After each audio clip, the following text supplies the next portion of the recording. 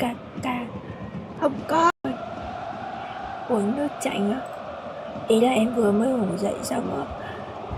Em uống có mỗi túi sữa thôi mà mất tiếng rồi là sao gì. Vậy chả anh Ronaldo, chúc anh may mắn ạ. Chúc anh may mắn. Hello anh Bảy. Em cũng không biết. Cái tự dưng cất tiếng nói đầu tiên trong ngày em thấy không có ra tiếng á mọi người. Khổ quá.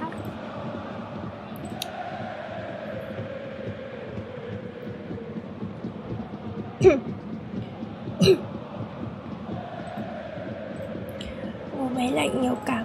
Trời ơi. Em vừa mới ngủ dậy xong nên là kiểu em chưa có mở mồm ra nói câu nào cho đến khi lên trên này nói xong cái thấy không có ra cái quần gì luôn. Không có ra cái gì hết. Đội khách nha mọi người, Macarthur trong 2 trận gần nhất nó đều giành chiến thắng ở tại cả AFC Champions League 2 với cả ở trong giải A-League. Má nữa. Yeah. Hiện tại thì trong bảng xếp hạng A-League, Macarthur đang đứng thứ 8, kém tận 4 hạng so với Melbourne.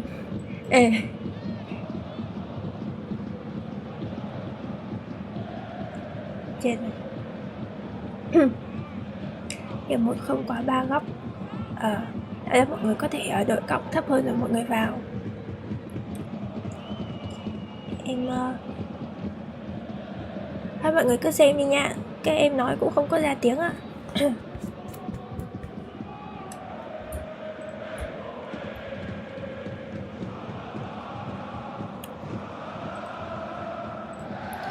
Hello anh Phong Việt.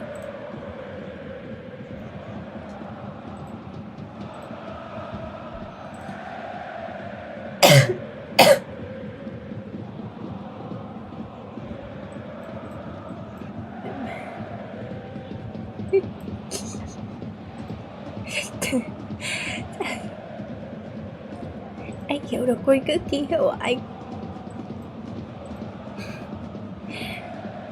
Cố lên mọi người.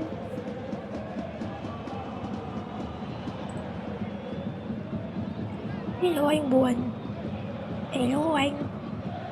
Em nằm quay nha anh Buồn.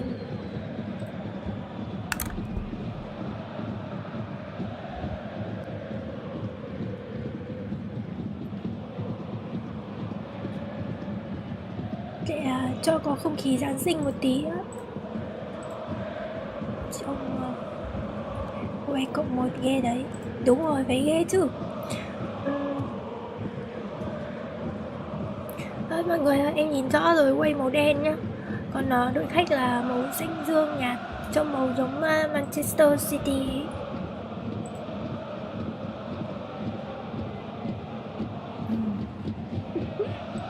Ok anh Buồn.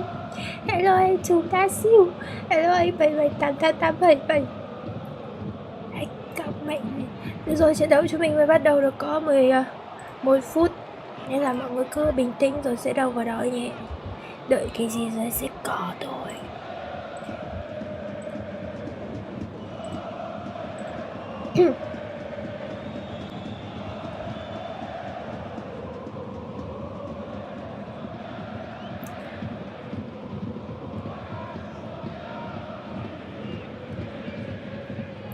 Hello mọi người. Chào mừng mọi người có mặt trong room của em.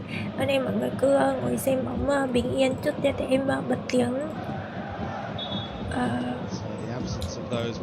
bình luận viên OP cho mọi người nghe.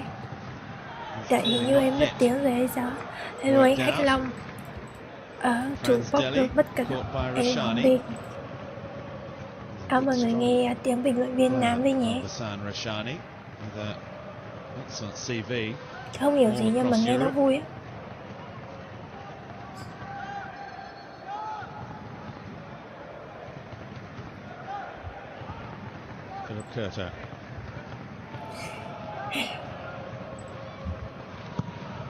Macarthur's all-time leading appearance maker, the goalkeeper, looks long towards Ji Dong-won. He's done well against Bonatig, and again, he's another who has to do more for Macarthur. Vickery, the former Western United man, and Politides, who's been one of Macarthur's best so far this season.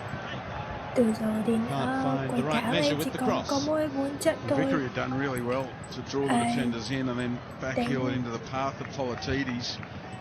As you said, and I agree 100%, Robbie. I think he has been one of Macarthur's brightest players this season. And he's got that one horribly wrong on his right foot, preferred foot.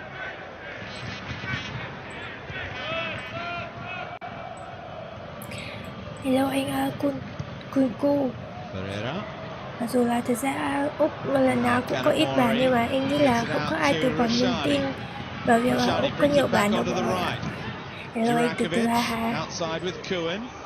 Mà Melbourne City với cả là Macarthur nó cũng là hai cái đội mà có cái hiệu suất ghi bàn không có tốt lắm ở trong cái giải đấu này nhé. Melbourne City getting into a good area, some good football, a really driving run through midfield. Tuy nhiên thì gần đây Melbourne có một cái phong độ khá là tốt trong những cái lần vào sân.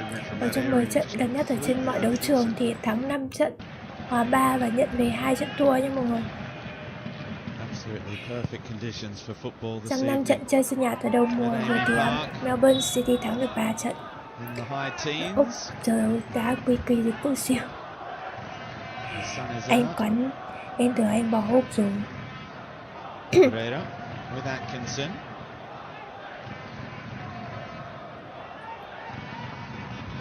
The Argentine, who is a bit of a cult figure at Melbourne City these days. Có khi nào hôm nay ra được nhiều bàn không anh?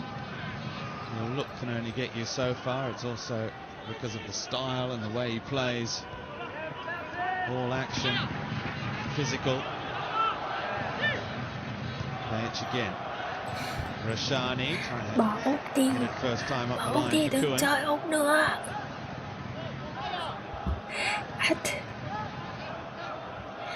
Mọi người có thể đợi góc xuống thấp hơn một tí, có thể là đợi xuống góc 3 chẳng hạn. Nói nhéo ra tiếng để chơi. Durakovic helping it on. Talbot wrestling. Rashani, it'll be a throw from Macarthur. He's actually done quite well there, Callum Talbot, because that ball from Ji Dong-won came in at a very difficult height for him to control. Brought it down and got his team to throw under difficult circumstances. It's a high turnover. Cohen looking for the flick. That's a back pass, so Curto negotiates that well enough.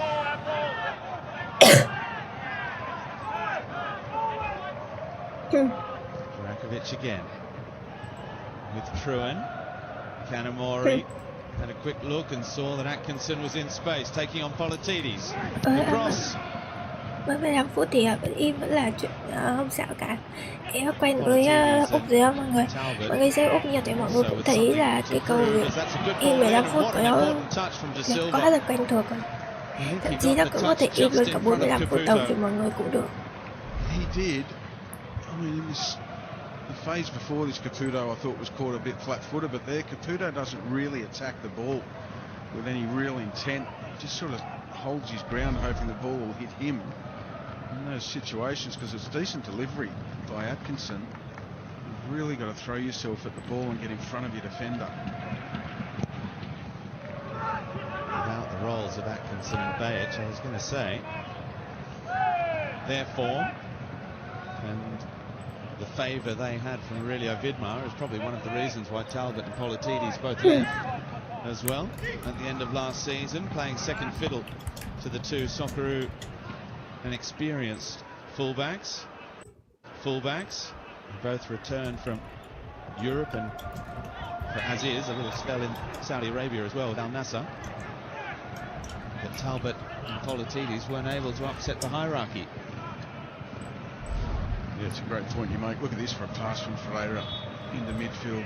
He just drives it in, and on that occasion, Caputo comes up with a really good first touch to draw the foul.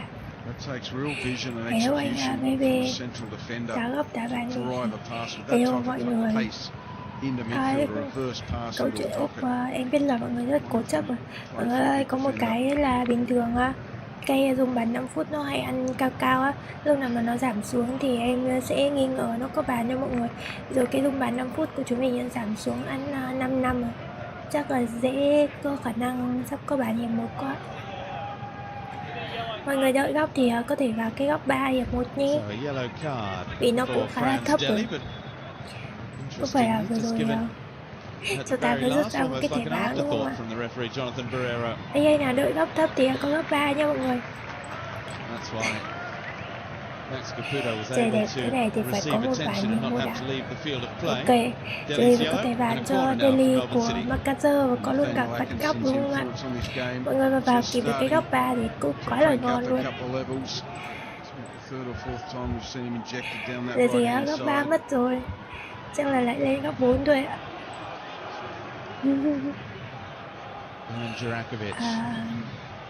The left footer charged with taking the set pieces from that side. It's to the back post to Rashani, and again it's Damian De Silva who heads it away. It's going to be a corner on that side now. Lại có thêm góc à? Rồi chúng mình có thêm một góc nữa, đúng như anh nào vừa nói nhí, đúc góc cho Macarthur. 2 góc liền. Hello anh 4MC. Đúng Úc kịp đánh hơn 1 phút rồi vẫn bị tại cười bên đấy có ai vào kịp cái góc 3 không ạ? Ai lộn góc cho Melbourne City nhá, nói nhiều ạ. See the scrum of City players at the back post. Free. There's no more pushing in there and holding on. Now Kanamori to deliver. The runs to the near post. It's a good ball. It's Pereira with the initial header, and De Silva gets it clear. Em không nói ra tiếng luôn. Chuẩn bị cô bánh luôn, chắc sắp có rồi đó anh. Đây là ném biên bên cho Melbourne. Could have gone anywhere in the end. Well defended by Macarthur. Em thấy cái góc ngon nhất vừa nãy mọi người vào được, tức là góc 3 đó.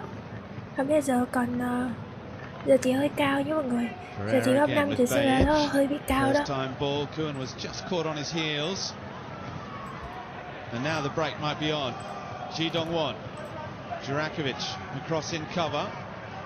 The former career international heading all the way down to the byline. Hello Piak. And he's won a corner for his side at the other Cảm ơn end. anh Đức.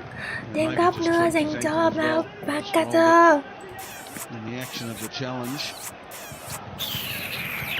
it was defended by Eman Jurakovic. He stuck to his task. As we see Bage get caught in possession, Ji Dong-won is released quickly. And here's the challenge. Jurakovic, credit to Ji Dong-won, getting his team good field position and ultimately a corner. Chưa kịp vào 3 năm. Không có ai vào kịp cái góc 3 hồi nãy mọi người. Nếu mà kịp vào cái góc 3 vừa nãy thì giờ chúng mình đang có 3 góc 3. All the way to the back post. Oh, Franz Deli's touch. His eyes lit up then, I think. And then his touch abandoned him. Perhaps his touch was already celebrating. The focus, I think, was on the back of the net, probably top corner, either side of the goalkeeper. Franz Deli came off the bench the other night against Brisbane, and I thought he had a real impact. He was really tenacious in midfield. Not surprised to see Sturjovski give him a start today, as we see. Ji Dong-won, I think he's gone down with that ankle tweak that we mentioned a little bit earlier from the Jurakovic challenge. He's tried to play on. We'll see it again here. He's tried to play on and hasn't been able to. Oh yeah, there you see it. Both legs, just the foot getting caught underneath. We might head down onto the sidelines where Jake Barkadash is with us this evening. Jake, what did you see? Well, it looked like he did maybe rolled his ankle there, and Harry Sawyer, I was just about to say, he's going to play a big part in tonight's game. We might be seeing him feature a little bit earlier. I think we just need to tip the cap to both these teams here for what they've been going for the last few months with the Asian Champions League. Both performing well. Macarthur sitting in top of their group, and also Melbourne City fourth. Melbourne City's played about the same amount of games, so they're double the amount of games the A-League teams in the same amount of time, and they're sitting fourth in the competition. I was speaking to Luke Bratton before from the Macarthur standpoint. He was sharing that sometimes get a direct flight back to Australia. They have to fly overnight. So it just puts context how tough the challenges of being in Asia, and also the fact that Melbourne City is now in a position where they've got 4 or 5 home games. They have a real opportunity to set the benchmark that they did last season, winning the league by gaining some points. So it's going to be very interesting to see. I think tonight we'll see the players tire with their performances on the weekend, but the bench is going to be very, very important, as I mentioned. Harrison Sawyer coming off a double against Brisbane Roar. You think the likes of Andy Napoon and Meta Mehmeti are going to feature, which is going to add some real spice to the back end of this game. Có bao nhiêu niềm tin đặt hết vào Melbourne hôm nay rồi. Thank you, Jake. Indeed, those Em chỉ nhau continental nhiều mất giọng jaunts anh.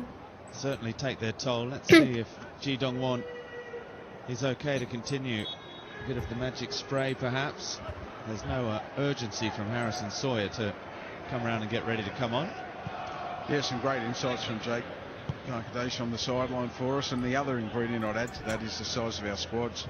You know, we don't have the same size squads as the Asian teams. So juggling that as a coach, making sure you're rotating the right positions at the right time is a real challenge. It's one that we relish, of course, but it's a difficult logistic to navigate nonetheless. Now Ferreira. Good ball into the feet of Kanamori, who looked to turn away from Politides and drew the foul. Now Kanamori has a very good shot on him. There'll be no shortage of takers for this free kick to throw their hat into the ring, though. It's a potentially very dangerous one. It is. I was just about to say that after the last corner delivery from Kanamori. City áo xanh anh ạ, xanh nhạt. Do is give away too many Còn Macarthur áo set đen. pieces, corners, free kicks around the box in these areas.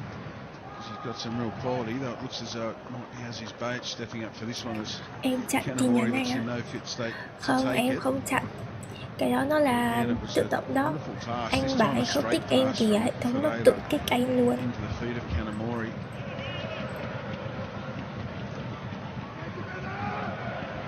They've had 2 shots so far. Chủ Melbourne môn đẩy City ra góc. without being able to test Philip Curto.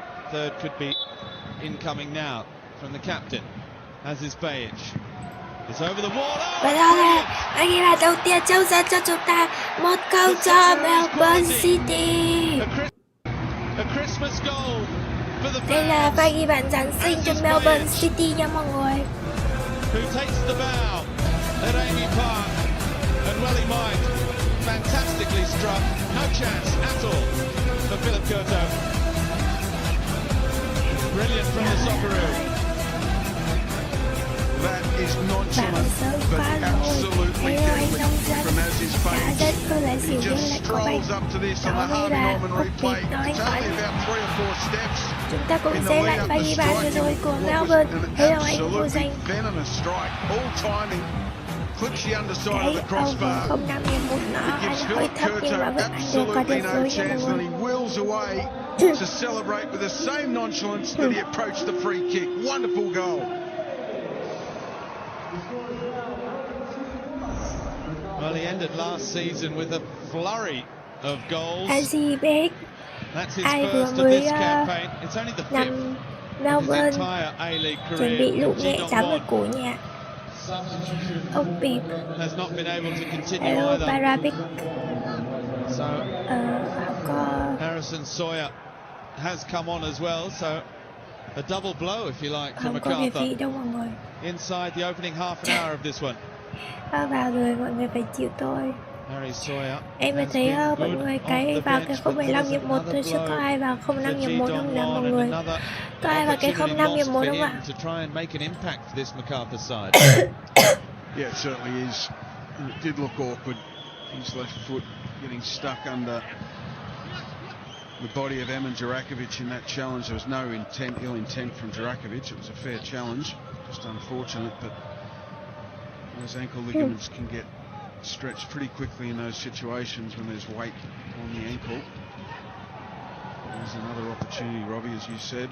It has now gone by the wayside for Ji Dong-won to really assert his authority khả năng not là only mình the vẫn A-League còn but this phải Macarthur side. có thêm một bàn nữa trong hiệp 1. It's Hello a anh busy John time for the Taco. Macarthur physio at the moment because Liam Bonnetig has caught Vì cái Harrison dung bài 5 Sawyer. phút vẫn đang ăn có He's 5 gone năm down mà. holding his Và left chạm vừa ankle rồi now. khiến cho cầu thủ của He won Macarthur the đang initial nằm header, lăn it lộn was when bởi they vì came đau là down. Sawyer. Surely not. Surely both strikers aren't going to be limping off with a left ankle ligament damage. Here you see the replay. Just seems to catch it. Bonnetig, again, no ill intent. Như 3 góc rồi không biết là Look, if có thêm góc perhaps nào the không. one saving Vì đâu grace for anh quét Harrison quy Sawyer is that rồi. his foot wasn't on the ground Em cảm ơn at anh the nha. time of the impact, so you Và thể may have heard the thực ra studs vừa on the nãy outside anh of đã the thấy ankle, but có một thẻ no vàng rút lasting ra damage cho this Macarthur rồi. You see she's moving freely. Không biết là hôm nay mọi người có ai đánh được thẻ trên này không? Still Josky's heart to go back to its normal resting pace instead of in his throat. Không có bà thẻ gì hết. Cho nên có một quả phạt tại chỗ dành cho Macarthur. Bratton, the big switch. Oh, Atkinson does well under pressure and now can release Caputo. Good turn of speed from Caputo that time to get there ahead of Franz Deli. Kuhn just leaving it for Jurakovic. Bajic. Oh, great feet again from Aziz Bajic. Tackle from Kai Truan gives it back. Rồi tìm kiếm thêm bàn thắng nữa dành cho Melbourne City. Clever ball. Rồi cho Melbourne. Tiếp tục là một pha tấn công. Và đó chỉ là Well, it just wouldn't sit. không vào. Three Melbourne Cho City Melbourne players all had a City. touch of that inside the box and no one could get the shot Và away. dùng tiếp vào anh Well, Nam. as his Bates set up the pinball machine, didn't he, with a great burst down the Nhanh nữa left-hand thì có side. bàn thứ hai rồi. And it could have fallen to either set of players. Đá ra ngoài. Macarthur Đúng breathing rồi a đó, sigh đá of ra relief. ngoài. They could clear the danger. Không vào anh ạ, đá ra Energy and ngoài. intensity just seems to have gone up a notch or two in the last few moments.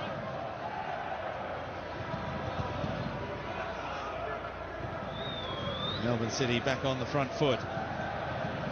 Those Không goals, chừng hay làm as is xin một Bajic. thua. If you cast your mind back, it was Chắc là vô tình. Sydney FC in the final game of the season, then Có khi giọng em nó lại bình thường đó mọi người. against Western United, or elimination final Em against xin Western chào. United. There was the goal against Japan. Đúng rồi mọi người, in trái Perth quả đó for the không vào. Socceroos as well, just Quả đó after. không vào luôn á. It was Quả đó đá ra a rich ngoài. vein of goal scoring form, but nothing prepared us for that. Absolutely stunning free kick Thế from mà bóng Aziz Bajic. lăn sát cái biên ngang không cho mọi người. Và về không nghe theo anh á. Macarthur player who's down, and it's Talbot holding the Nhưng mà ankle em this dung time. nhập một mà anh Manu. Nên em vừa bị dung nhập một giấm đó. Em vừa có cái dung 05 với cái 075 đó anh Manu. Is that the ankle or the Achilles? Chắc có là không có cái Melbourne thôi. Một Franz bóng, một Deli khung asking a thành. question Chúc mừng em nha. of the Chúc mừng anh referee. nha. Let's have a look. Chúc mừng anh luôn. Mọi người ơi, có ai nằm mà thôi, kệ đi.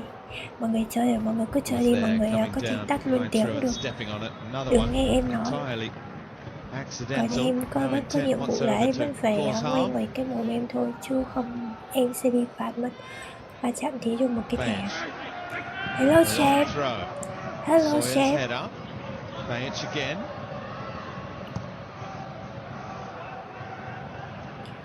Em cảm ơn người A dâu little bit tình more air em. with Atkinson.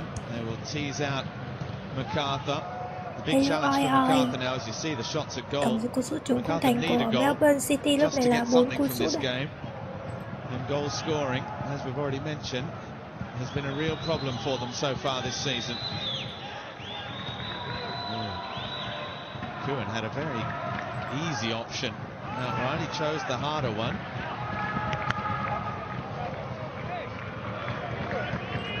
Page just asking and reminding again.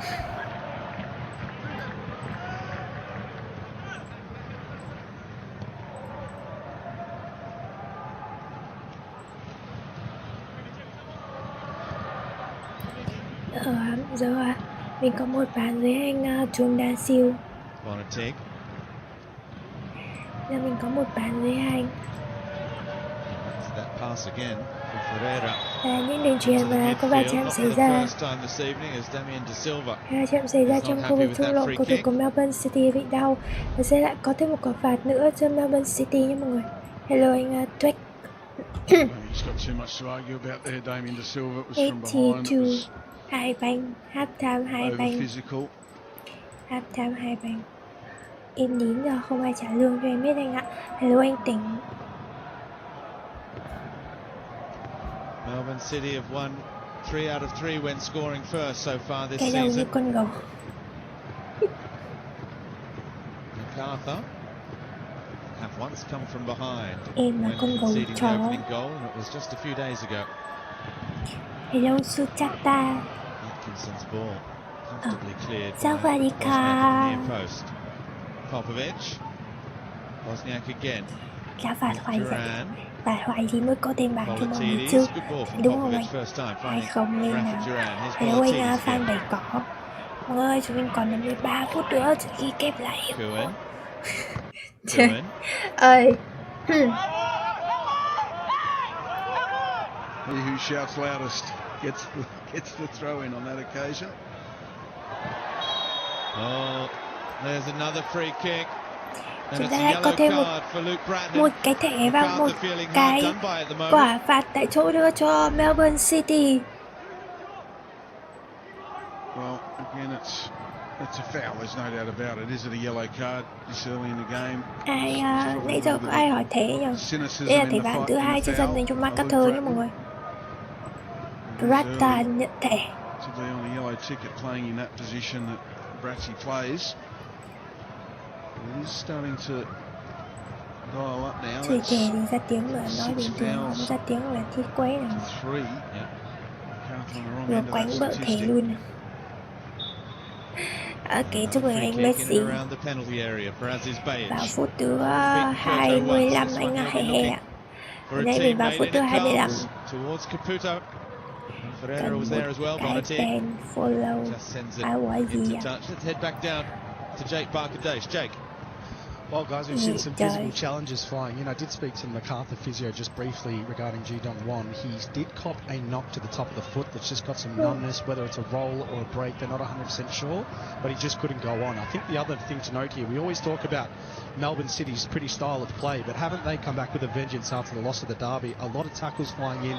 They've got the Macarthur bench very agitated. The physio hasn't been allowed on a number of times, and they're feeling very hard done by with some of the decisions. So, good to see a little bit of fire in this one. Góc đang tạm thời nín. Hello anh Bảo Bảo 368. Gặp em đời anh toàn biển nữa. Anh thấy thôi. Anh chỉ cần không gặp em nữa là anh sẽ không bị nợ nữa rồi anh. Quá dễ luôn. A really good reaction so far from Melbourne City, isn't it? Because you can't sit there feeling sorry for yourself after a loss like the other night. You've got to get back on the horse as quickly as possible. And won't do that. Next chance you get, win the fight. Cũng vậy thôi. Gives you the right to win the football game. So far, so good for the home side. Hello anh Trần Hải. Bratton releasing Vickery. Now he is quick. Luke Vickery. He's got two options in the middle. Vickery, the cutback. Bài cơ cho Macarthur. Và đó chính là 1-0. Phải không mọi người? Thấy chưa, vẫn dùng được thêm quả nữa đó.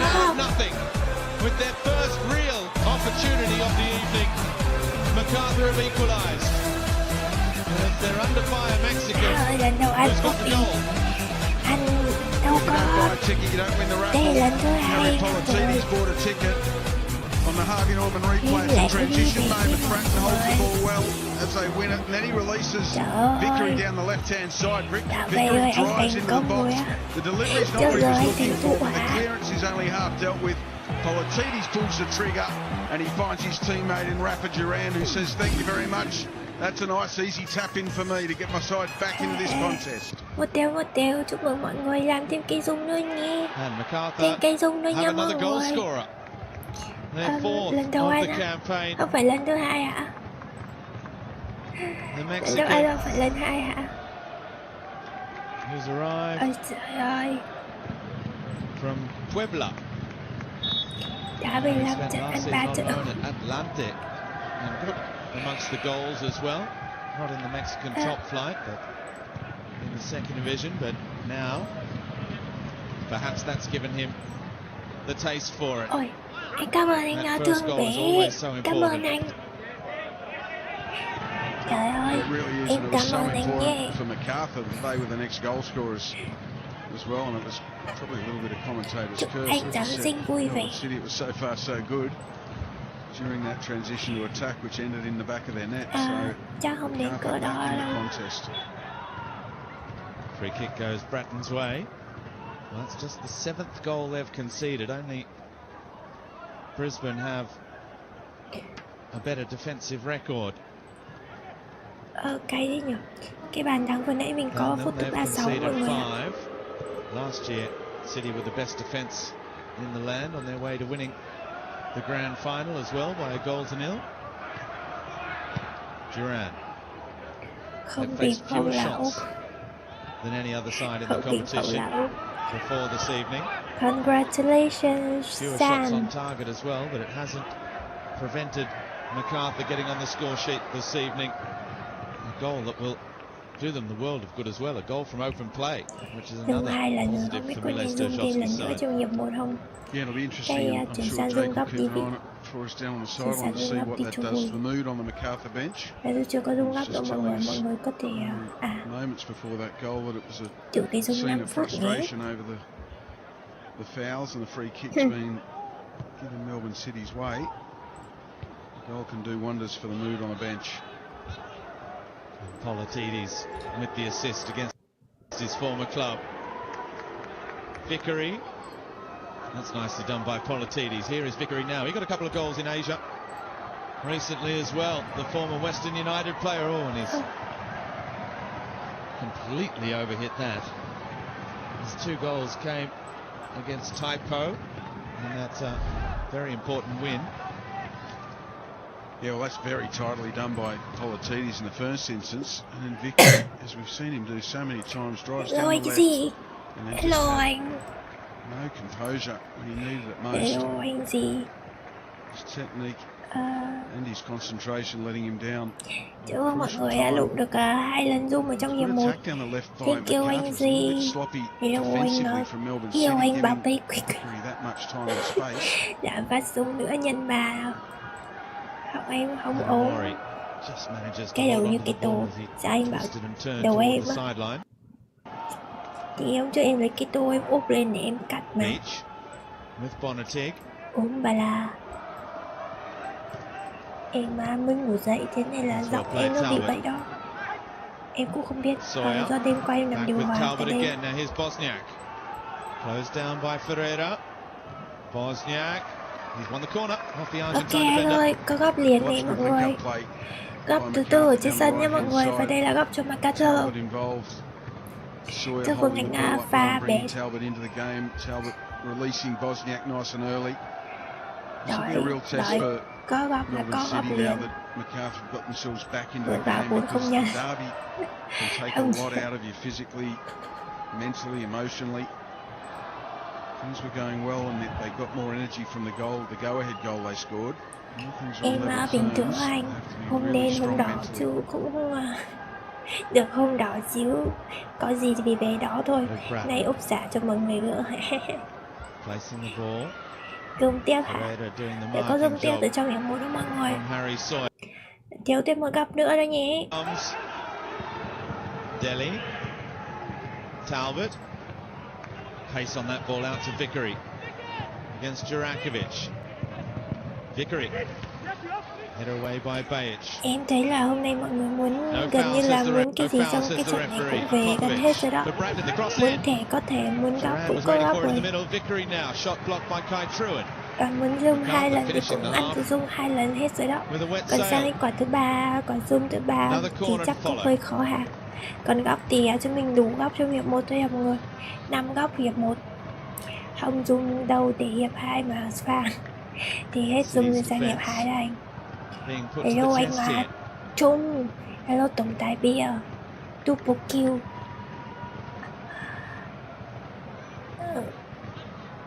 Luôn luôn ăn thêm trái nữa.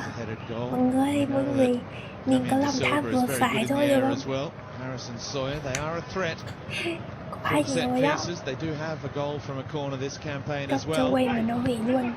Thành Nobody attacking the right trời ơi, areas. nó làm vậy. Talbot! Nó áp Deflected với anh onto the gì vậy đó. crossbar. Một pha bóng rất nguy hiểm của Macarthur. Was it Duran again or Harrison Sawyer? That was Harrison Sawyer. And I think he's gave it away immediately before the whistle went. He knew he was offside. But again, obviously not quite dealing defensively with the delivery from the corner. They only cleared it to the edge of their box, and that gave Talbot the chance to unleash. Sure, really, Vidmar will be keen Ok, to em get chúc in mừng the anh dressing Vin room. Bóng. Có ai lượm được cái dung 105 mọi người share lại nha. Tụi em thấy có mỗi anh mình MT share lại nè. Chúc mừng anh mình MT.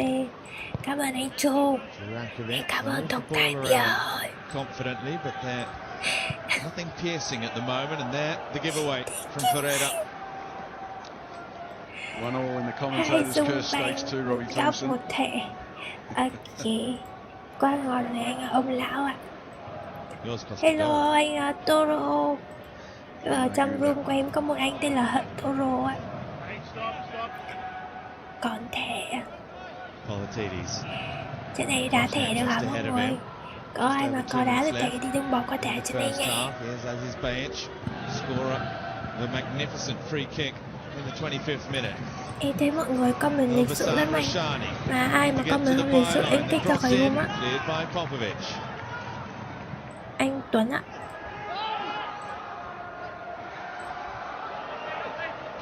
Feel those contacts between players. Macarthur have some big bodies there. Maybe a smallish midfield with Delhi and Bratton. Chỗ này full. The fullbacks. Cả thẻ cả bàn cái gì cũng có mọi Bosniak's người. big, Sawyer's big, they're big at the back Ok as well. nhưng anh không nói gì mà nó cũng đó. They're nó also cũng- the oldest team anh in bị the kích á. competition on average. Nhưng mà em không bao giờ kích anh hết. Tommy Uzkok has made way for Popovic. Matt Yeomans, like for like, perhaps even Damien De Silva older, lifted it again. Nhưng mà kiểu thỉnh thoảng nó có một vài cái từ nằm sẵn ở trong hệ thống á. Ferreira all the way back to Có vài Patrick cái từ nằm Beach. sẵn trong hệ thống của anh Quán. Keep it Hình như moving nó có quickly, we're mình into the trúng với last cái đó minute. thì nó auto With quá every hay time sao for á. either side to snatch a lead into the half time. Và sao tình cả em cứ thấy anh đang nói chuyện cái anh im luôn. Canamori Là again em coming inside. cái nhiều lâu hỏi trên No đầu lắm. advantage. Referee trying to let it go, so free kick for City, another one. Yeah, good refereeing, Jonathan Barrera. Just Cái allowed anh it. Chile kia, ông So, chửi em từ slow đầu whistles trận đến go giờ on mọi a bad người. quick one. Từ lúc đi vào See cái if bảo there was là an advantage. theo con nhỏ MC nó Win the chết. foul on Cái Cohen. xong bây giờ Probably kêu could còn have mỗi got away team with của playing MC foul là on chưa có. Canamori as well. Trời ơi, như lật nhanh hơn cả bánh cháo luôn á. Bayic.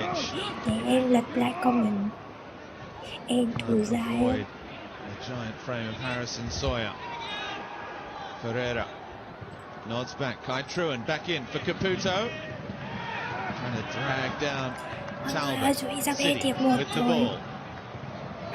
Rashani again. It's a good ball for Canamori. Lovely touch. Canamori still. Câu ơi cho Melbourne chúng mình Get it có on 2 track phút right bây giờ through. của hiệp 1. 2 minutes of stoppage time announced. We might yet have that goal. Thủ chỉ dài Almost vậy. wonderful feat.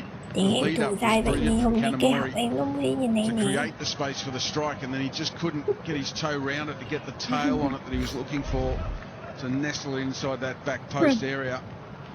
But just going back to that last set piece from Aziz Bayic, never ceases to amaze me when there's a big player defensively, as Harry Sawyer was standing there for Macarthur. The attacking team don't put a player in his path, blocking his run at the ball. Với cái tình hình đang hòa như này thì không có gia nghiệp 2 chắc cũng vẫn phải có tiền bán này thôi.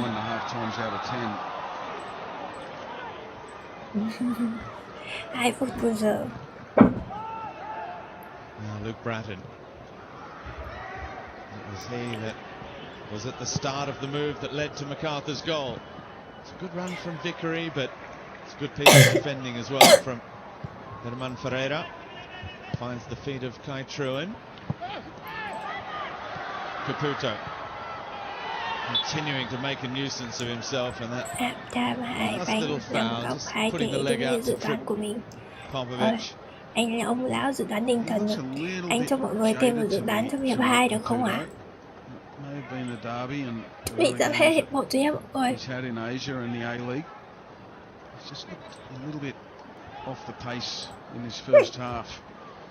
You watched him closely on Saturday night in the derby, Robbie. He's just seemed to have been caught on his heels a couple of times. Yeah, he was really fighting for everything, at the heart of everything. Perhaps that first touch was indicative right at the start of the match. Hello anh Win. Mọi người ơi, Delhi chào back. cây đá No more này. time for one Ước final tỷ Macarthur 6 hiệp attack. 1. But they have managed to come Anh from kể behind chúc mừng like they anh did tài last lộc weekend. cho anh On hết that nó night chỉ they came cần from đâu behind 80 to củ của defeat ông kia đủ Brisbane. rồi á. Well, they Xanh have ác their với eyes ông set 80 củ gì. on another Mọi người mình of gặp the lại nhau A-League's trong best hiệp tỷ đầu defences. thứ hai nhé. The defending champions, Chúc hiệp 2 mọi người cũng Melbourne may City, mắn they như went hiệp ahead 1 ạ. through Aziz Bayach. Còn ai đánh thật sự Absolutely nhiều sumptuous thôi. free kick. Mọi người mặc nhiệm. Coi hiệp 2 có gì bất thường không nhỉ? Chán đi ăn cái tí bánh đi. Thôi không sao, còn hiệp 2 mà anh Manu. Gặp mọi người trong hiệp 2 nhé.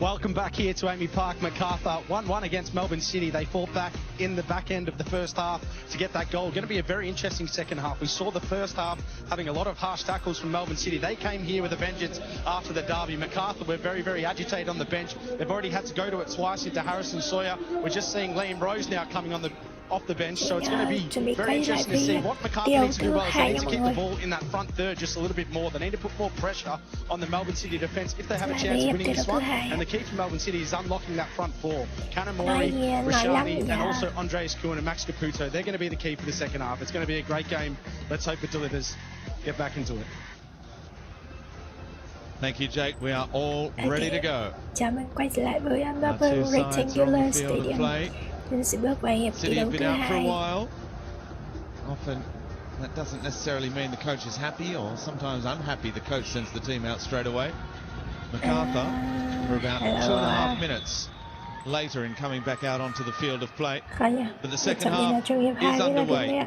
Macarthur looking for back-to-back come from behind wins for the first time this season. Macarthur rất mong chờ có được chiến thắng trong trận đấu ngày hôm nay.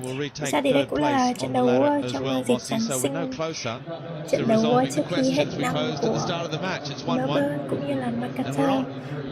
Và cái hy vọng sẽ có Macarthur will get a lot of confidence. This is where the mind games start. This is where the mentality of both sides makes such a difference, because Macarthur, been there, done it. Came from behind, won the game on Friday night. Melbourne City should have won the derby, arguably, didn't. It got nicked from them at the death. So what will that do to both sides' confidence levels, mindsets? I think this second half time will tell. City enjoyed much more of the ball in that first half. Over 2/3 of the possession. They had more shots. 5 góc à? There is Jonathan Barrero. A-League match number 100 for the man that fights the baddies during the day in his day job as a barrister. And then the man with the whistle by night. Well, he probably didn't receive any Christmas cards at half-time from the Macarthur coaching staff, but I actually thought he had a pretty good first half. There was no Hiệp hai mới bắt đầu được có 2 phút thôi mà chưa có gì đâu. Hello cô. Unfair, and I think the fouls have hiệp hai, xin rằng là hiệp hai này mọi người có hai mistakenly pick 1-1 full time. Okay, so maybe you will have that 1-1 full time. No worry. Hello restart, hello find me. Đại 3 vàng, còn 3-25 thì cao quá, chưa vàng nữa. Mọi người nghĩ sao về góc nhỉ? Hiệp 1 chúng mình có 5 góc. 2-2, hello find me. Trận này hôm qua được 3 bóng. Góc thì sao ta? Hello anh ok. He's into the contest for Franz Deli, who picked up that yellow card. Còn em rất là suy nghĩ về góc early on, so Milos Stojowski not taking any chances there. Muốn đợi tài 3 nhưng mà thôi. Tài 3 thì đợi một lúc nữa mới có, em cứ để tặng cái 3-25 lên cho mọi người nhìn trước đã nhé. Để tặng cái 3-25 lên cho mọi người nhìn trước nha. Hiệp 1 thì góc của Melbourne City ít hơn so với Macarthur một góc. Stojovski Mọi not người nghĩ taking sao về out việc vẫn tiếp Spolatidis. tục đặt niềm tin vào Bundles góc into của Kanamori. Macarthur trong hiệp thi đấu thứ hai ạ? Asking the question of the Bây referee giờ is gợi quite ý true cho and looks nghe. to play on. With Emin Jurakovic. Back-to-back A-lead starts for him in midfield. City do have players out injured again. As is Bajic. The cross in, Caputo there again. And again, just not quite there fast enough, quickly enough. He took the words right out of my mouth. He just caught on his heels again, Caputo. I just wonder if that's a substitution that really Vidmar might be looking to make sooner rather than later. He just looks like he's been off the pace tonight. There's no criticism of him on the season he's having. As we know, the derby can take a lot out of players, particularly younger players.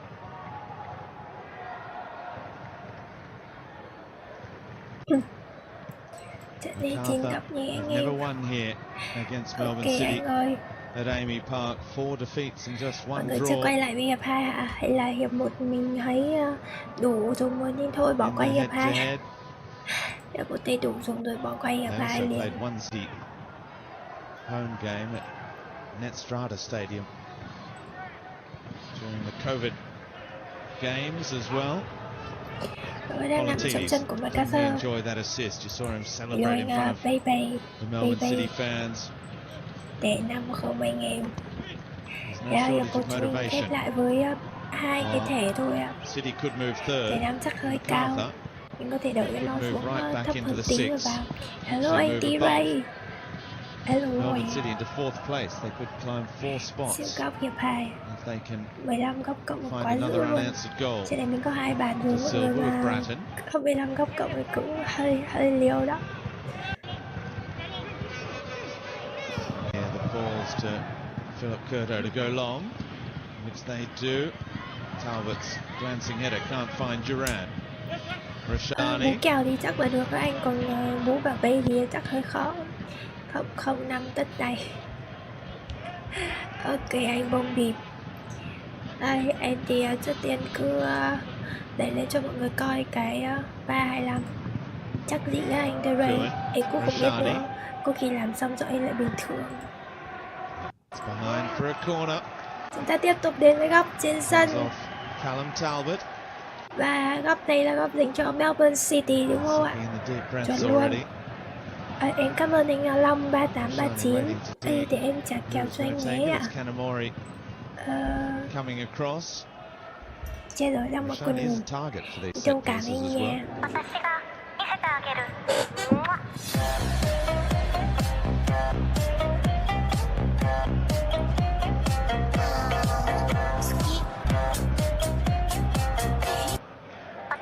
Cảm ơn anh Long.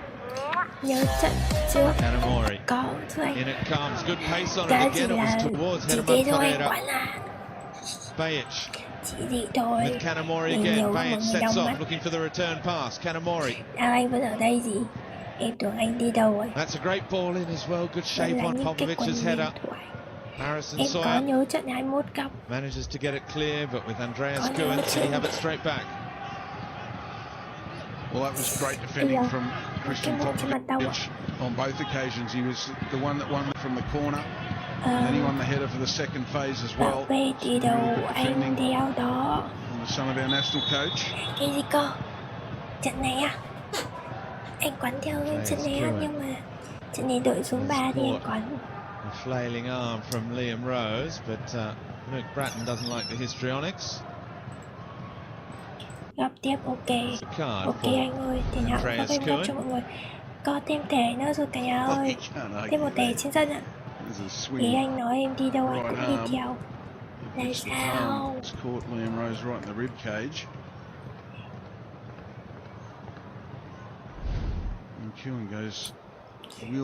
Nằm làm lần chiến có bàn nữa. Cô ấy nhận thẻ vàng cho Melbourne City. Cái dân bàn 5 phút nó lại hạ thấp rồi. Thì tức là chúng mình thì nào cũng có trên bàn thôi.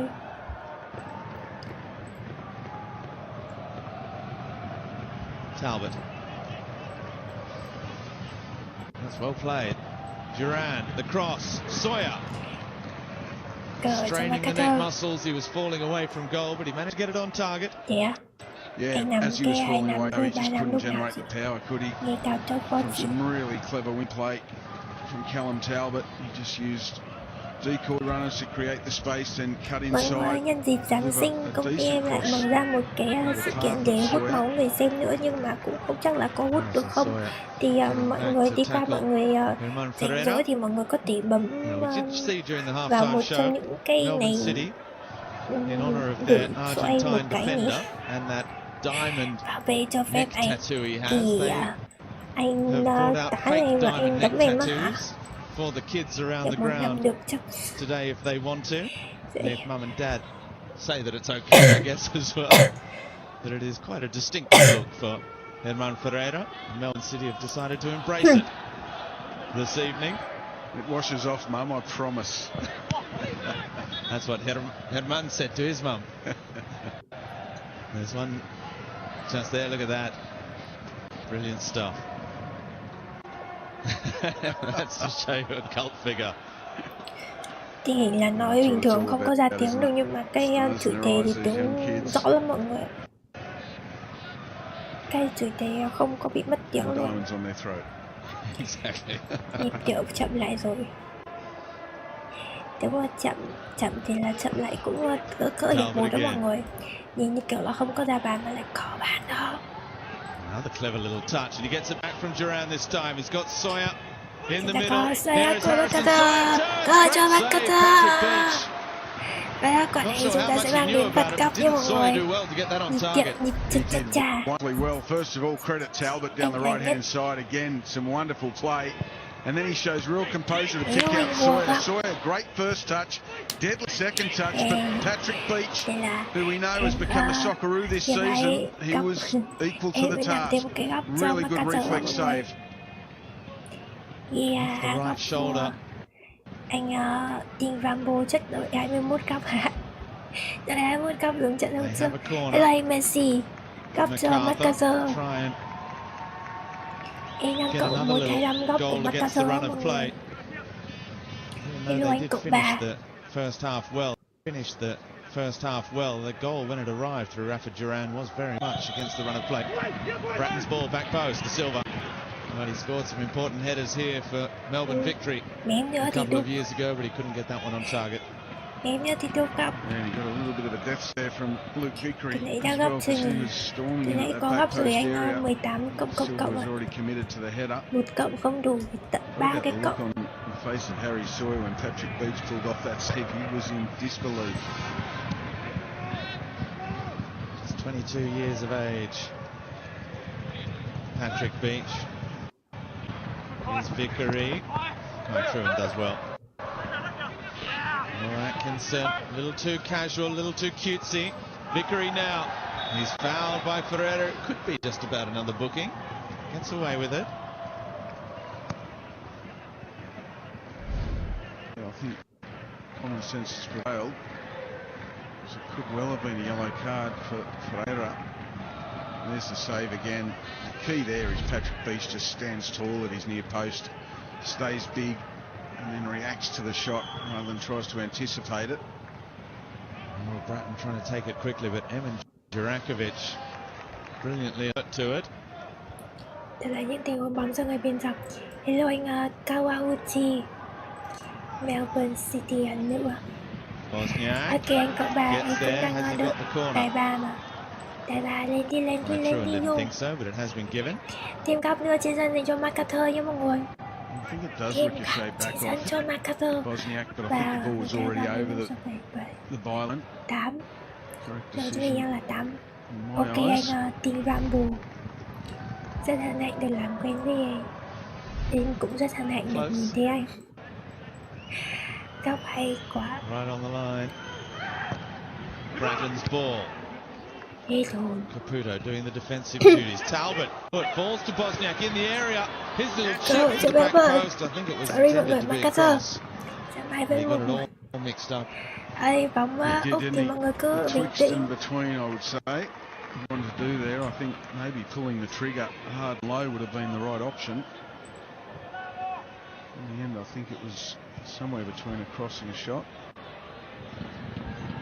Another fortuitous opening for Macarthur. I just wonder how long Vidmar may wait to bring on the likes of an Andrew Naboot to try and wrest control back of this game.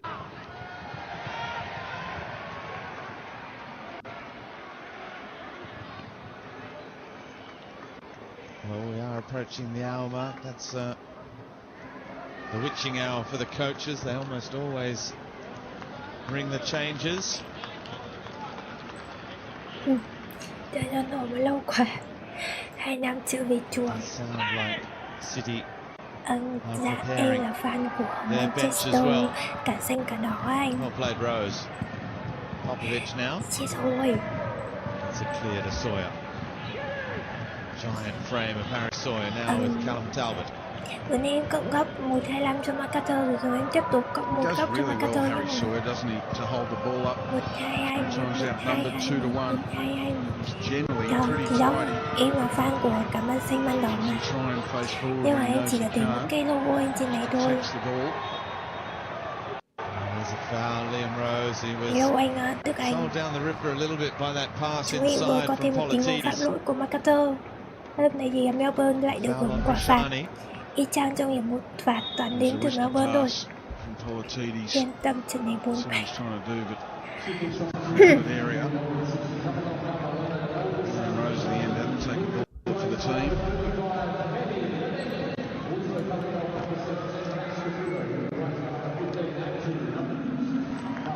So a triple change coming for City, just as they did Derby. And a special moment for Andrew Naboot, who comes on for his 200th A-League match. The Socceroo, Medin Mehmeti and Zane Schreiber also in, but great milestone for Andy Naboot. Would have got there a lot quicker for two very serious career-threatening injuries the last 2 seasons. A snapped Achilles and a knee reconstruction, but he's got there in the... Ôi, trời ơi. Zane Schreiber also on into midfield, and Mehmeti, who can play anywhere across the forward line for City. Rashani, Helicopter. Jurakovic and Caputo, the players making way. Emin Durakovic dưới sân để chữa lại cho Scraper. Quá ok. Đại ba.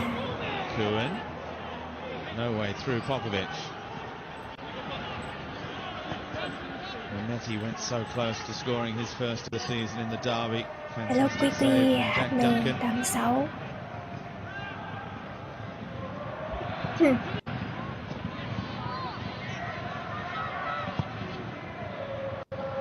City with options on the bench. Here's Mehmeti looking for Naboot, and cleared by De Silva. Nhưng mọi người thì không có yên tâm lắm với cái tay ba, thì mọi người có thể đổi nó vào không, đổi nó rớt xuống đến hạ xuống đến 2.75 đi. Anh mình MT đợi hello anh bố mẹo 123. Còn nếu mà sợ không kịp 2.75 thì có thể vào luôn over 3 đi cho nhanh. Hiệp 2 em đang làm gì bây giờ? Năm góc lỗi đại ba anh Max tủ lào. Trận này anh đi 2-5-3 với 3-5, tôi đợi thêm 2 bàn nữa. 9 góc rồi nha cả nhà. 9 góc. Cơ, thấy đâu không vào cho Melbourne City. Lại chạy. Chào vừa mới ăn hiệp 1 xong hiệp 2 lại chạy vậy. Power wasn't enough to beat Philip Curto. Just a half a sniff nonetheless for Melbourne City. You give them a little bit of confidence. With a little shoulder here on Luke Bratton. So we'll see that chance again.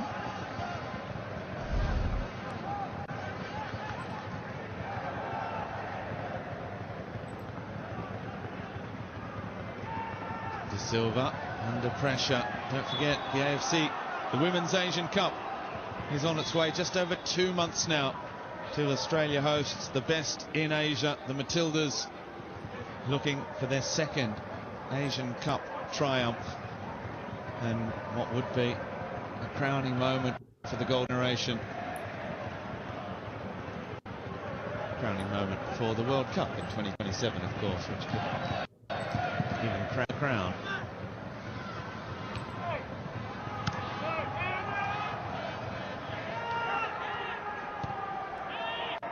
Popovic.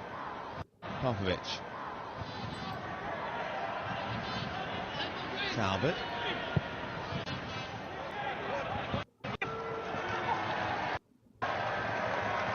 He's catching himself in front of the Beck's mic there, just in time. Đã vui dữ chưa anh? Hello anh nộp tài. Emotional regulation. Đã vui dữ chưa? 2,5 lên sóng cho mọi người nhé. Ai thích thì vào, còn không thì đợi tiếp xuống 2 năm cũng được. Ai thích thì vào, còn không thì đợi xuống 2 năm cũng được chứ 2,5 rồi cũng đang thấp. Mình mà cảm thấy có thể đợi được thì đợi hẳn thêm 5 phút nữa. Còn không có đợi thì vào nhanh trong lúc nó chưa nổ bàn 3. Các hiện giờ chúng mình đang là 9 góc rồi nên là cũng hơi rén đấy. In Liam Rose's favour.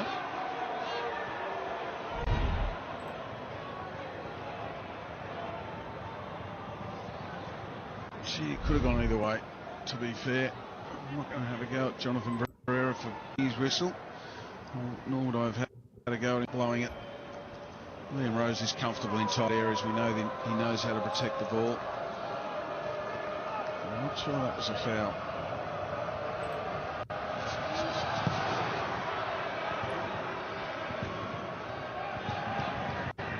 Good leap from Liam Bonatig. Now Politidis. It's a good tackle as well from Kanamori. Just putting the foot around.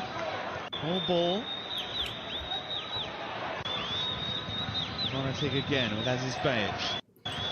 Hello anh Bạch Kim Giang. Luke Brandon wearing the anti-racism Giờ anh chuẩn bị. Thì đó, mọi người cứ chuẩn bị sẵn đợi 2 năm thì không thì sợ mà không có đợi kịp thì vào lẹ trước cái 2,75 này. Đó có được ông ta more card. We already have like 4 cards. How many cards exactly? No. We have like 3 cards. Ian Rose again find mà không cho anh ăn 2 năm anh bỏ vào. Sao anh không bỏ từ những trận khác đi? Cơ hội để cho Melbourne City không có giá để có tiền góc nữa mọi người. Hello anh love you. Mình để góc 10 nhé. Em cảm ơn anh 18 cộng. Thank you anh. Phạt cấp từ phút 65 đến phút 70 à? Ok, chúc mừng anh Giang. Góc 9 năm về rồi đó. Kanamori, again good pace on it, again Pereira was the target and again em lại phải chơi. Doing a great job defensively. Tiếp bình thường em không like cũng chơi mà anh buồn. Defending those set pieces, Popovic. That team has been a little bit wayward with a couple of passes, nothing catastrophic, but defensively. Anh em nào mà muốn Cohen's ball into Silva's turn with the defensive header. Anh em nào mà thích nhồi góc thì mọi người cứ nhồi đi à. Đầu góc cũng đang hơi cao cao á. Nếu mà còn niềm tin 15 cộng góc thì nhồi lẹ góc tiếp chứ. Ôi trời ơi. Shoulder to shoulder from the Mexican. That goal has just increased his appetite a little. Yep, he's done well on that occasion, and he had to be strong. Cohen takes him on. A bit of shoulder-to-shoulder contact, fair enough. Cohen needed to be stronger. After Duran wins the day, and của em bị đau đá như chó tu dịch à. Thế thì quay lại hiệp 1 rồi. Hiệp 1 đá rất là hiền rồi. Có bạn hiệp 2 đá như chó tu dịch mà không ra bàn. Rafael Duran dưới sân nhưng lại cho Bernardo.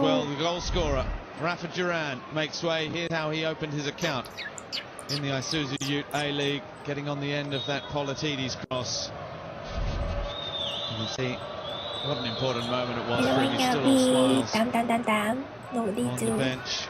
Luke Vickery, the other player, making way. So the two wide Luke midfielders of that Vickery rời sân ở bên phía 4-4-2 Macarthur. are off as Bratton is caught by Kanamori. Ai mà không Nardo's first touch bàn quá with thì mọi Talbot. người có thể thử quay cho em cỡ vài cái vòng quay xong đến đâu nổ bàn nữa nha. Hello anh Tapet. Nó tụt như You're not tụt overly surprised to sắp nổ. see Stojowski change his Vậy là ai muốn wide có bàn players. thôi. They do put in a lot of effort physically, a big shift up and down the sideline. Just a short turnaround for these sides. Here's Hellway. His first touch. Zane Hellway, just 19 years of age. Got 12 goals in PL2 last season. So he's a winger with an eye for goal. Trận này không chấp phải con bóng. He did come close against Brisbane as well. Ok, đợi Macarthur đừng dùng anh một quả nha. Kanamori Phút gives từ chase. 68 cho mình còn 22 phút.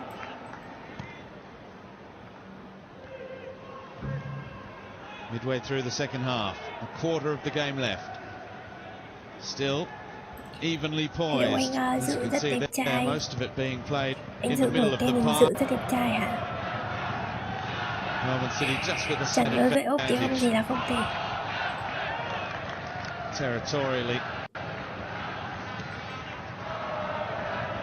Atkinson. Threw in a little too tight. The one touch, like a little rondo there for a moment.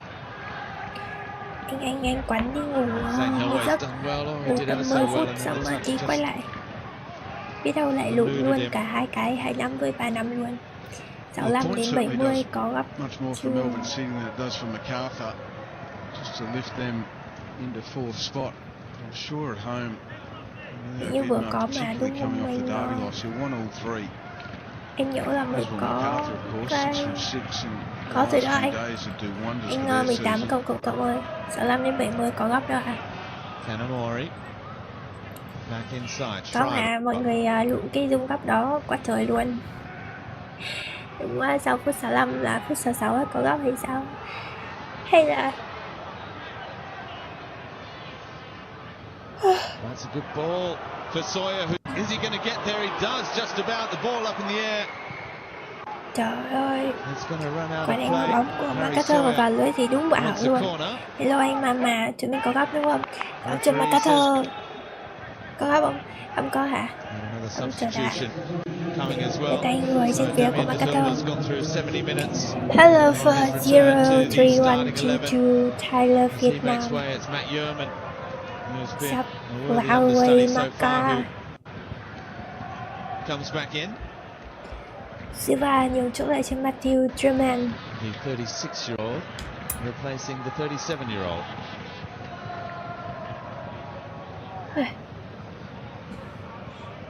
Harry Sawyer, I think, showing and mentioning to referee Jonathan Barrero, there's a stud mark right in the middle of his ankle. Look at that for great camera work.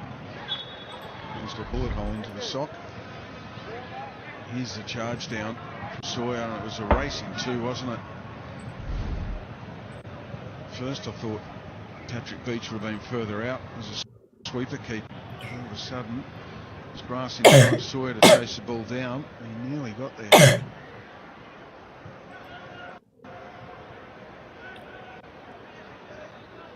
No, I don't know if Mile Stojowski. Because here's Mehmeti. I'll get back to that in a moment. Intercepted again by Popovic. Again, well placed. Liam Rose with the switch. He's made all 5 changes now. With 20 minutes left to play.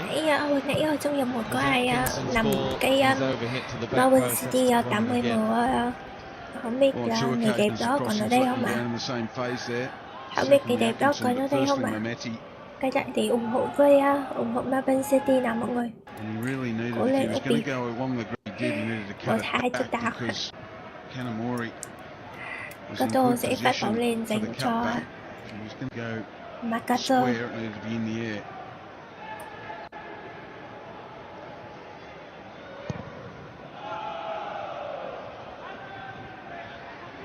Sawyer wins it in the air. Bosniak Man City này không giống MC này, không giống MC kia. minutes barring Cùng injury. được tài trợ với một nhà tài trợ, nhưng mà Melbourne City thì làm sao mà so được với Man City ạ?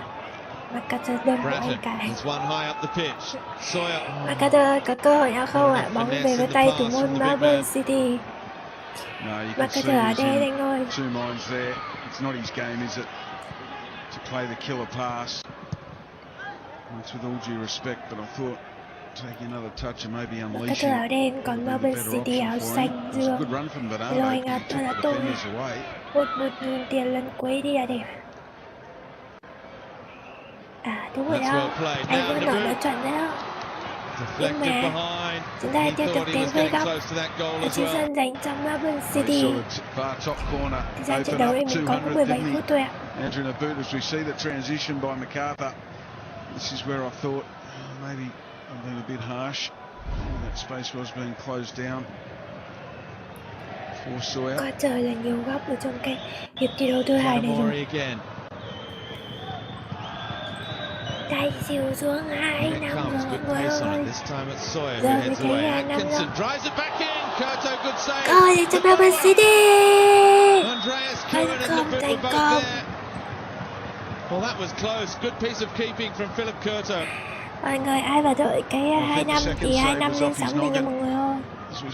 Em nhắc lại cho mọi người để ý ạ. Atkinson just trusts his technique. Không nổ anh ơi, bóng ra ngoài. And then Curto doesn't quite carry the ball away from danger. He does well. He would have seen that late, so he gets it into an area.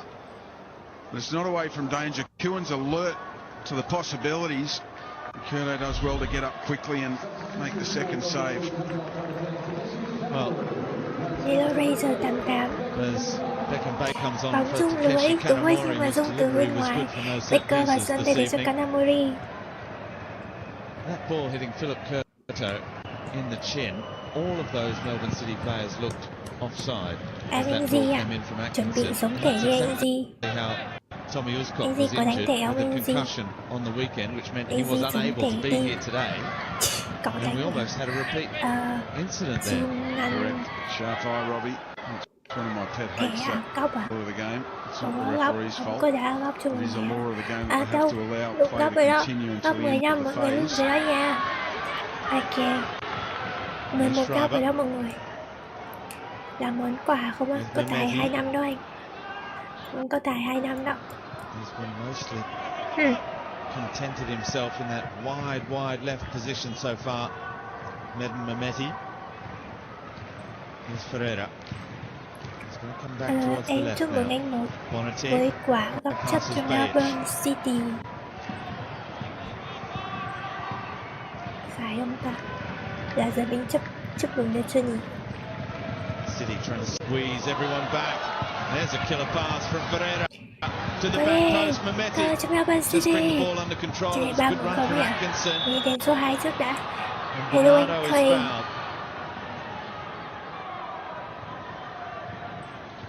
Been able to get into the game so far. Now let's đúng rồi, anh tin rằng rồi, hút góc rồi. Hút góc 9 năm với 10 năm. Actually not offside, and that's why play continues. In the end, it's not him, but that's why the flag stays down. Yeah, 100%. I don't know if the flag, we couldn't see it on that, or whether the flag went up when Kewen made contact with the ball. But it doesn't dilute your point, Robbie, on that law of the game.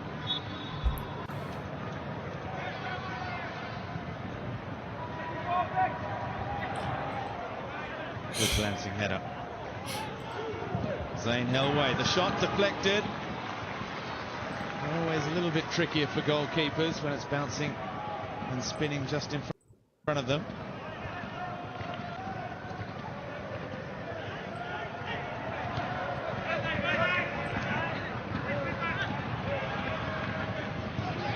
Helway back with Politidis. Rose, it's a good turn. Great turn, surrounded by City players. Oh, and then Bosniak just gives it away cheaply. Cảm ơn anh D-Mix. Callum Talbot off as his pitch. Again has those starry eyes for his teammates that he feels can always give more. He demands that of them.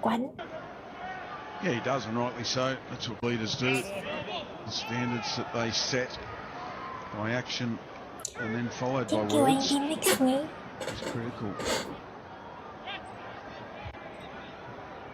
Spent some time with the Baich family at the last World Cup in Qatar as part of the player and the Friends and Family tour. Wonderful family, beautiful people. His son is no doubt one of the greatest competitors Australian football has had.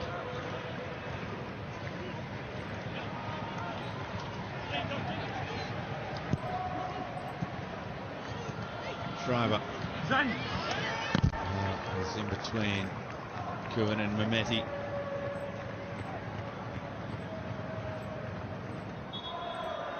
Just over 10 minutes left. The game has lost its way a little bit insofar as Macarthur looked more and more content to try and sit back and take a share of the spoils. Transition if possible. Chưa mà anh Quán. Chưa anh Quán rồi. Just struggling for ideas, that little bit extra to open out this Macarthur defence. Politides has done well here as it stands, so đúng rồi đó anh, quá the ok. point that doesn't see City 275 đang run. climb above Brisbane or Macarthur Chứ mình into the còn six. 12 phút nữa trước khi khép lại trận đấu ngày hôm nay và thời gian vẫn còn rất nhiều. Mọi người vẫn có thể đặt niềm tin vào những giây phút còn lại của trận đấu này nhé. Run đi anh em sẽ có 3 bàn thắng. Chúng ta lại tiếp tục đến với cơ hội trên sân dành cho Melbourne City. Support and seemed desperate to try and Nhưng find một him. đá kiểu là không ra bàn thì các bạn because he was trying to get hai it đá ra to thì the lại boot có earlier than that thì because hai they đá were 2 chung on có 1. từ có đất tỷ lại mãi Couldn't sau đấy find bàn him at đầu. the first attempt. He tried to Anyway, force the pass on the ta second, bảy. and it was the wrong option by that Chắc stage. người ta mà đá gì. Rồi Luffy ba Back thắng. post, Atkinson leaping. Defended by Hellway. They've got the corner though, the home side. Chúng ta lại có thêm góc nữa trên sân trong Starts to become your 12th man. Melbourne City ạ. Energy. They'll give these Melbourne Góc City này là players góc thứ 12 nha mọi người. final 10 minutes or so.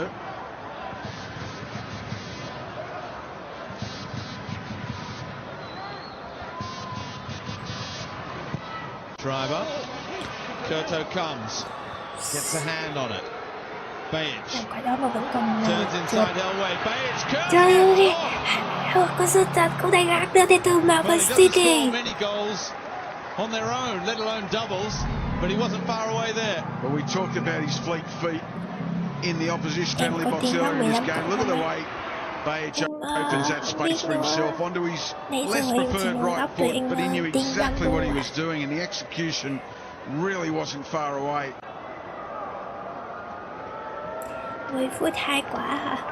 Just looking Hello, to anh turn the Thomas, screws, Thomas, Melbourne sao? City. Baker's header forward. Yerman, Baker's done well, he's got there. Cơ hội đến cho Man Beckham City. Baker, now for the blue. Xin lỗi, Melbourne City. Oh, and he almost kept it in. Cho In the end, Melbourne the flag City. up for offside against Andy Naboot. As Luke Yeah, Bratton còn has stayed việc down nữa. now.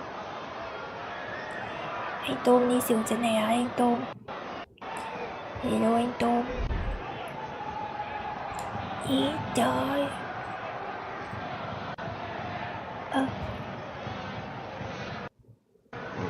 There's the offside. Xỉu. Fair Ủa. decision. Hôm nay Again, là cái gì lên vậy trời? it's another example of our argument. Luke Bratton cops an injury. Trời ơi xong rồi. Really, the contest should never have happened.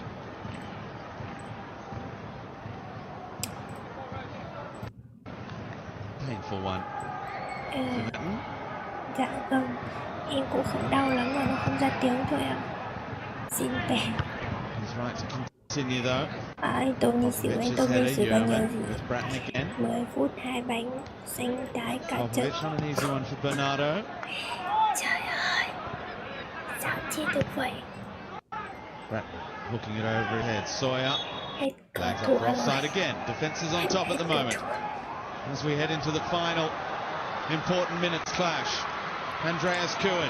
Chúng ta còn 8 phút trước khi kết thúc trận đấu ngày hôm nay nha mọi người. Is it off for Mehmeti? Now Bajic. Kuhn. Oh, that's a clever Yêu ball. anh Trương 6868 có cơ hội ra trong Melbourne Stadium ạ.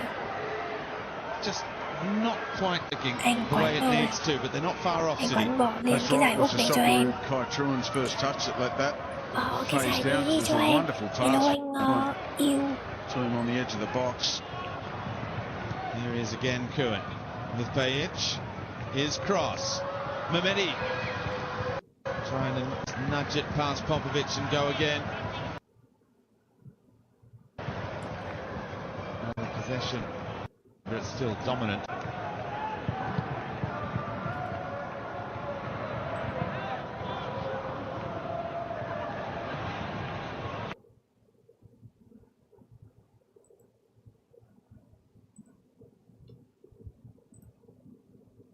And a bit of a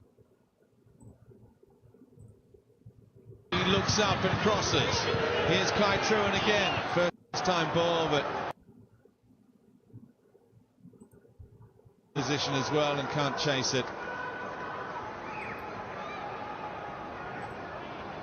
Quay rồi mà đừng hoài trời. Chết.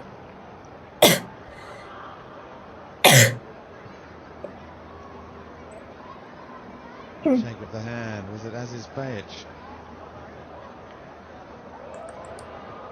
Ferreira also involved. Maybe Bajic had a little word afterwards. Hiệp một chung đã 2 lần sang hiệp 2, không lẽ cái mọi người không có đâu cái gì hiệp 2 ta? Sawyer just throwing his body around, trying to get on the end of everything. Phá mất cái đường finds 5 phút rồi Mehmeti. không có đi được. City pushing. Kuhn City đang lên. blocked by City đang Popovic. ép sân Macarthur trong nỗ lực tìm kiếm tên bàn thắng. The Austrian keeps it alive. Oh, great touch. Vẫn là Aziz City Bajic lao into xuống the ạ. area. Bajic still Trời ơi, going. một sút vào cho vòng cấm và chúng ta có và ghi bàn thứ 3 trên sân trong trận đấu ngày hôm nay. Nhưng mà Việt vị rồi mọi người. Việt vị rồi mọi người ơi. Trọng tài biên sân cần Việt vị rồi. Almost a carbon copy of what we saw a few moments ago as his Bajic drives into the penalty area, cuts inside on his right foot and lets rip with a shot that drew the best out of Philip Curto. Việt His vị best rồi only anh parried ơi. it. Gee, from that angle it's really tight. It does Anh look bàn like thắng the không có officials have xong got that nữa. one right with Andrew Naboot just being in an offside position as Bajic pulled the trigger. And VAR have had a look to those fans. And offside confirmed. Offside confirm à? So not yet. Chấp nhận Việt vị rồi. Vậy là chưa tính bàn, không có được chưa bàn cho Melbourne City nha. Chưa bàn. And again, it's the contribution of Aziz Bajic which makes things happen in this side at 35 Còn years 5 of phút age. thôi, thời gian bù giờ nữa. Mọi người hy vọng tiếp vào thời gian bù giờ đi à. Tonight, both with what he's done with the ball defensively, also his leadership, demanding high standards. Is there something for Macarthur in these final minutes? Politidis' cross couldn't find Sawyer. City have looked the more likely in these last few minutes, but as long as it's 1-1. Popovic again.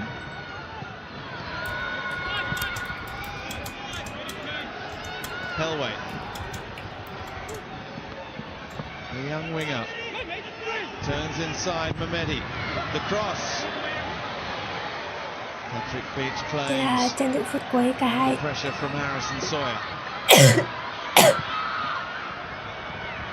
The ball for Baker, it's a Cả lovely hai đội đều đang touch. cố dâng lên bạn. Ui, và đường truyền hụt đến từ Melbourne City. Just bring the trap. Tự nhiên Việt vị đúng rồi đây. Anh biên bảo Việt vị bỏ ốc tiền quán. Was Bỏ. behind him, but of course he doesn't have eyes in the back of his head. Atkinson screaming for the ball on the right-hand side. Another nearly moment for Melbourne City goes begging. Yeoman closed down by Naboot.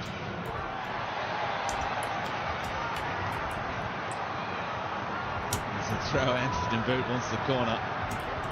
Tiền phải He's cặp hit trên the sân. flag, basically.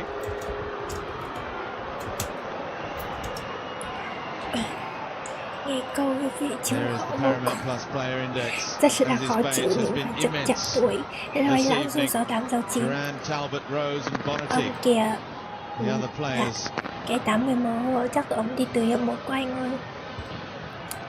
Duran with the goal Rất là so buồn. far for Macarthur. It's just very quick. On another level. Are there more fireworks to come in this? Mehmedi. Cohen took a deflection, headed behind by Yerman. Cho mọi người thêm một con góc nữa. Má nó chối 2 góc của anh Đinh Gambo rồi. Nhưng mà vừa giờ vẫn có góc anh ơi. Cohen wants to take it Thêm một con quickly góc nữa with trên sân ạ. Beckham Là Baker. mọi người ơi. Right No. there, they do. Baker with Schreiber. Schreiber's cross. The Đánh header đầu. from Mehmedi. Đây là một quả đánh đầu rất He's suýt good in the sao air. nữa nhưng mà vẫn chưa được. But not Chờ 15 good đấy. enough on that Thiếu. occasion. Giờ thiếu No, cái he thẻ should đấy have đúng done không anh better Di? on that occasion because the Thiếu delivery was thẻ đấy really đúng good. không? He was free. He had a free run and jumped at the ball. Just couldn't direct his header on target as we see Melbourne City go to the bench again. The final change. United rời sân để chúc Bessian cho United thiếu Kudleshi, tiền đỏ. 16-year-old, 17-year-old. Thiếu 2 cái Now, thẻ vàng là gì? Hello, Scarp, Sawadika. Thẻ ra đi. oh, he is still 16. Goodness me, for another couple of months. It looks as though he's moved into that Giờ mà có đấm nhau cái 2 cái thẻ vàng là hợp lý rồi anh Di ạ. high position, high on the right. Into midfield. Bel Palayasu. Yeah, I think you find Kai Truan's moved back into defence next to Ferreira. Just see Zane Schreiber asking if it's only one holding player now. Thẻ rồi anh Di ơi. Anh Wants Di to ơi. keep going with Bernardo. Có rút thẻ ra không gì? Hay trọng tài lôi thẻ ra dọa vậy? Ok. Well, he's enjoying it as well as his Bates. You can see the smile with one of the young pups in the A-League. 4 thẻ, thêm 1 thẻ nữa Picks rồi up anh the Di yellow sống. card. Bernardo, Đến no như anh shortage ơi. of confidence there Sắp either, rồi mind anh you. ạ. The Sắp son of rồi anh another Di ạ. A-League great. 3 3 phút minutes vừa rồi như mọi người. of stoppage time. Melbourne City were on the receiving end late on the weekend in the Em Christmas cảm ơn anh derby Di. against Melbourne Em victory. cảm ơn anh Di rất nhiều. Em Is cảm the ơn boot going to anh. be on the other foot this evening? Ăn quay quay à. Well, which option will it be? Option A, a 1-1 draw. Option B, a big mistake. Option C, a moment of brilliance. I know which one we'd prefer That is in the Christmas. commentary Hôm nay box. Úc cũng nhả với mọi người. Nhả hiệp 1 cho mọi người đó. It's going to have to be quick if it's going to happen.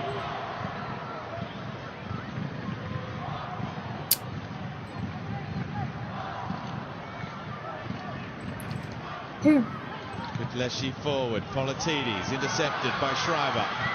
A little touch for Andreas Cohen. He straightens up Cohen, wrestling with Rose. Oh, he tries the shot. Wasn't 13 necessarily góc rồi anh ơi. on there for 13 him, góc rồi but ạ. 13 góc rồi em làm bước. City have the Hello ball anh again. Jun.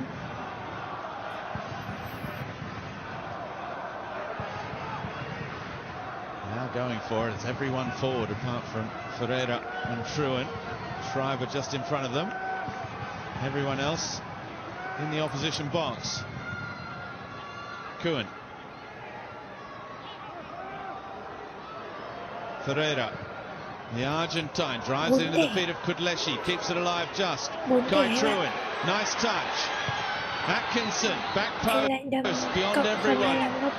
As is Bajic. He's everywhere, and he's there again. Còn có 1 phút nữa, không biết quay có dẫn được sang bên kia không này. Chúng ta lại đến đều góc nữa, và đây là góc 14 nha mọi người. This would be the moment. Well, here's the pump for Macarthur. Còn đây là 14 góc rồi ạ. Melbourne City's big chance. Còn đây là góc Baker's 14 ạ. delivery. Sawyer with a good header away. Góc cho Melbourne City á, Take it Yến with Nhi him. ơi. Góc lắm lún, góc có They've trời thrown ơi. everything at Macarthur, and they haven't been able to find a way through. Tìm góc nữa thì lên được 15 cộng góc cho anh Down Tình after Vang that Bố. latest header.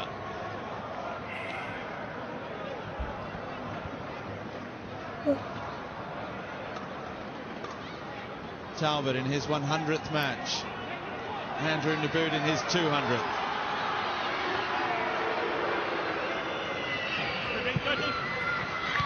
Góc là 9 Last 9 năm đó chance anh. for City.